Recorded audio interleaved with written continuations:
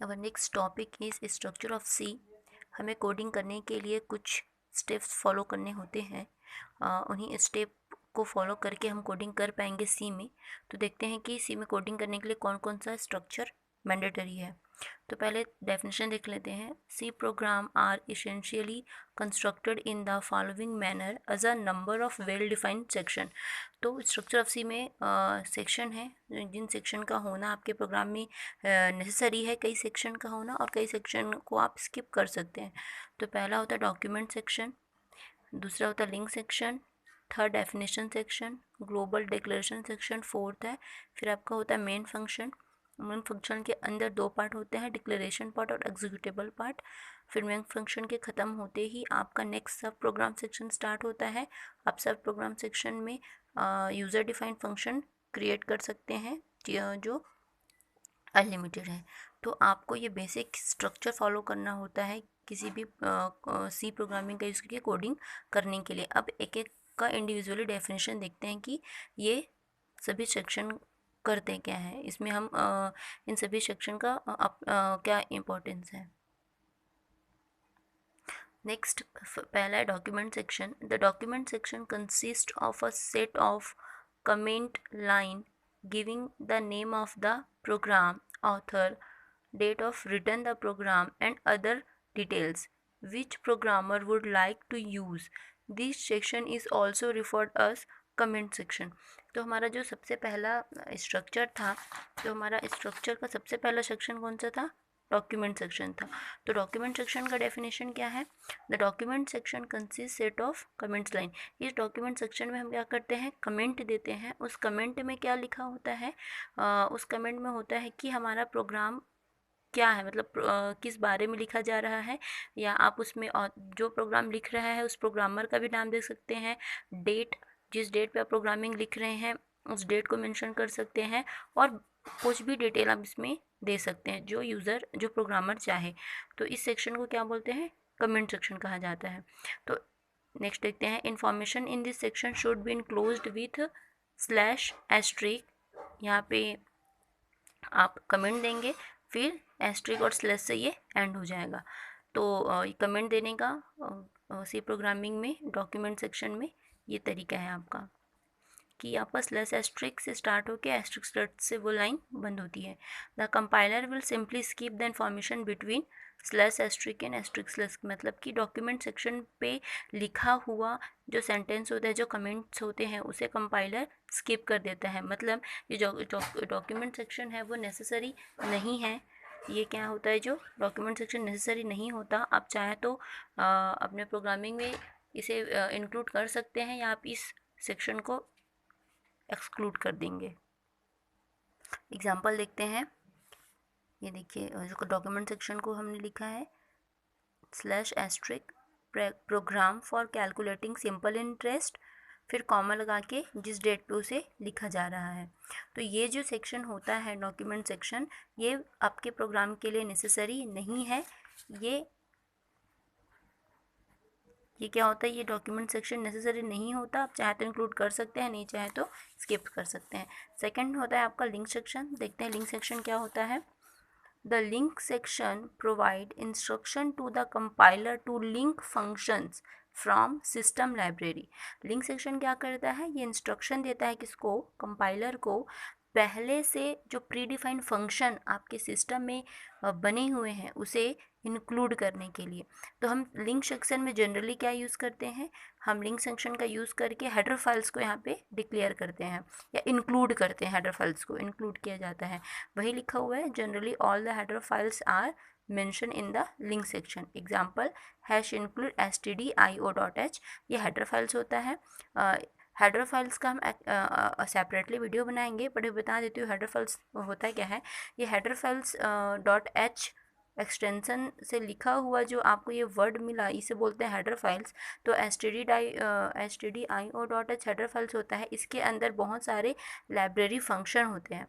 इन library function को, बहुत सारे लाइब्रेरी फंक्शन होते हैं, तो इस लाइब्रेरी फंक्शन को आप अपने कोडिंग के टाइम यूज़ करते हैं। तो अगर आप किसी भी लाइब्रेरी फंक्शन को अपने कोडिंग में यूज़ करना चाहते हैं, तो उस वो लाइब्रेरी फंक्शन जिस हेडर फाइल्स में होता है उसे आपको यहाँ पे लिंक सेक्शन में इंक्लूड करना होता है।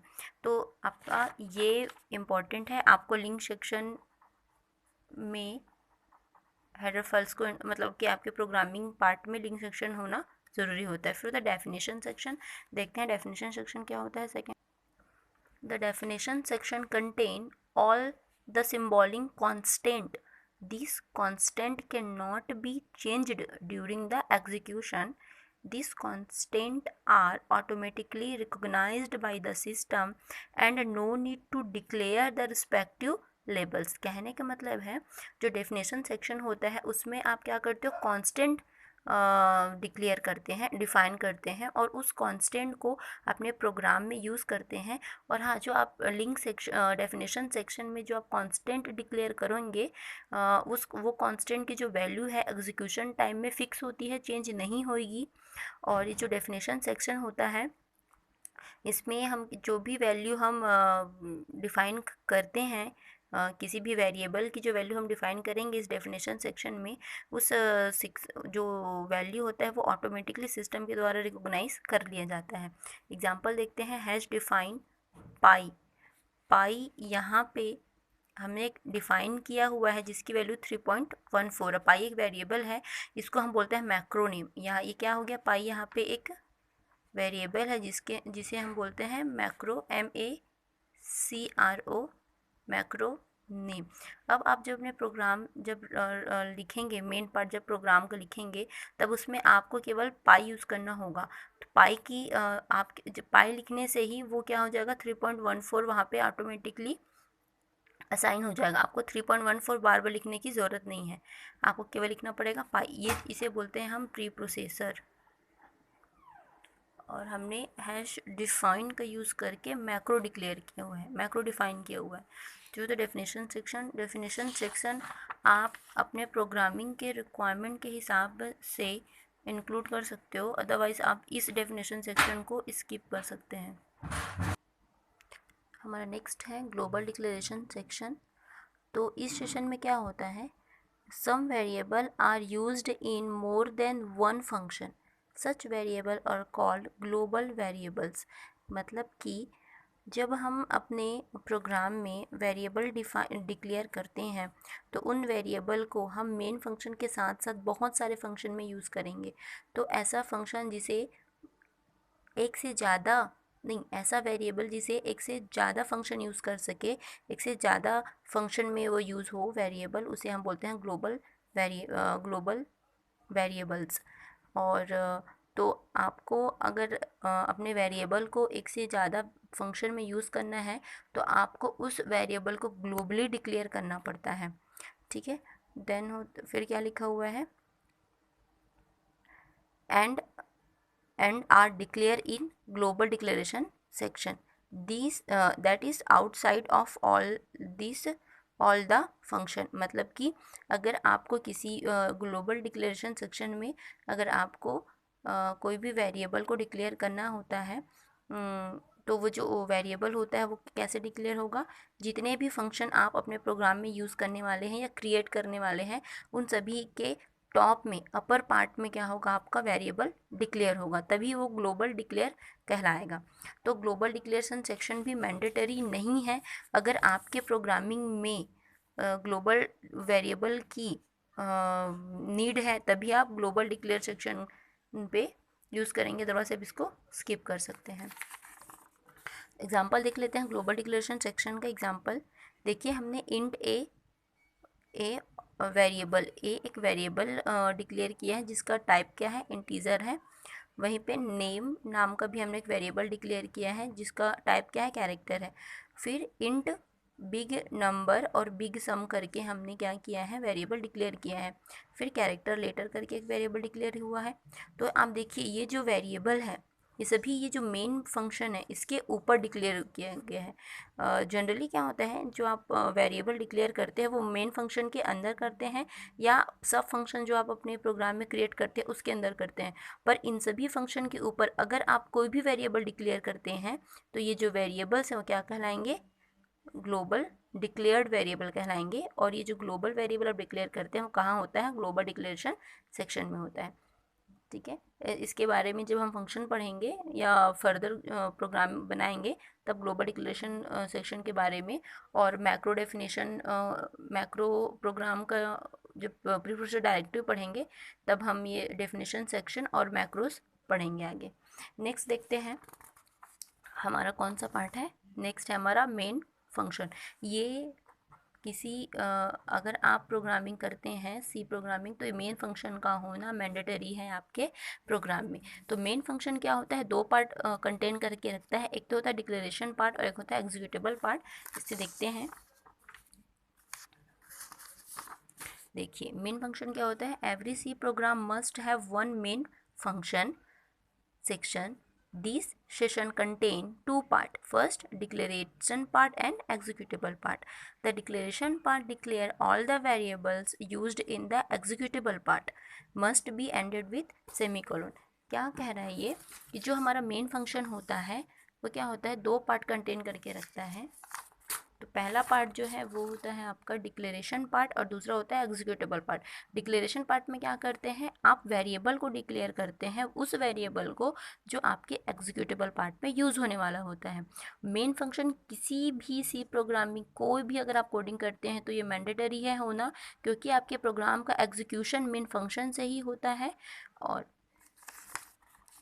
यहाँ पे फिर देखते हैं लिखा हुआ है क्या, हाँ अगर आप मेन फंक्शन में कोई भी वेरिएबल डिक्लेयर करते हैं या कोई भी लाइन लिखते हैं, प्रिंट कराते हैं या एक्शन परफॉर्म करते हैं तो उस लाइन को आपको क्या करना होता है, एंड करना होता है, किससे, सेमीकोलन से। ये लिखा हुआ है the executable part must be ended with semicolon. किससे एंड होना चाहिए, जो भी आप लाइन यूज़ करते हैं वो सेमीकोलन से एंड होना चाहिए।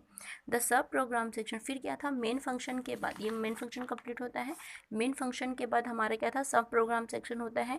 ये जो सब पोर्शन है या सेक्शन है ये भी मैंडेटरी नहीं है। अगर आपके अगर प्रोग्रामर की रिक्वायर्ड है या आपके प्रोग्राम को रिक्वायर्ड है तब आप सब फंक्शन सेक्शन रखेंगे।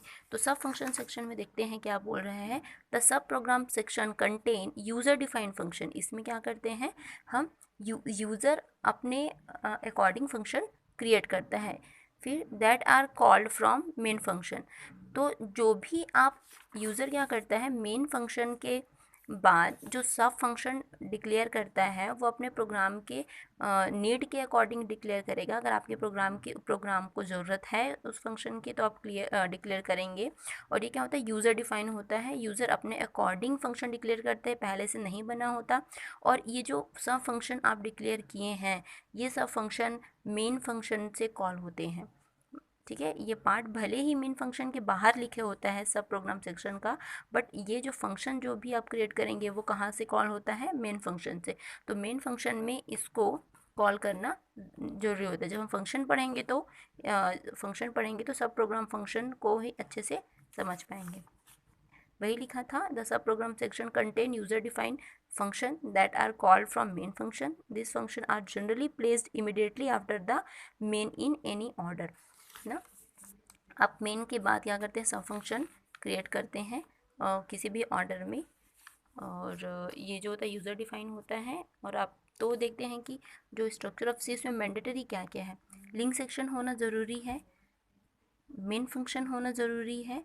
तो ये है आपके दो जो मैंडेटरी है। और मेन फंक्शन में डिक्लेरेशन पार्ट, एग्जीक्यूटेबल पार्ट आपको लिखना पड़ता है, करली ब्रैकेट लगाने पड़ेंगे, ये मैंडेटरी है। बाकी definition section, global declaration section और सब प्रोग्राम सेक्शन, ये जो सेक्शन है वो अपने प्रोग्रामर अपने रिक्वायरमेंट के हिसाब से ऐड करता है या तो स्किप कर सकते हैं। और ये डॉक्यूमेंट सेक्शन को भी अगर आप चाहते हैं लिखना तो लिख सकते हैं या तो आप इसको स्किप कर सकते हैं। तो ये था structure of C. Thank you.